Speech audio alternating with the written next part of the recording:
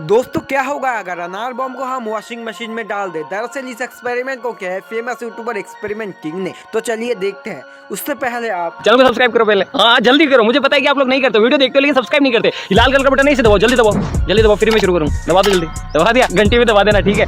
सबसे पहले सारे अनारों को वॉशिंग मशीन में डाल देते हैं। आप एक बड़े अनार में आग लगाकर उसे भी वॉशिंग मशीन में डाल देते हैं और वॉशिंग मशीन का स्विच ऑन कर देते हैं।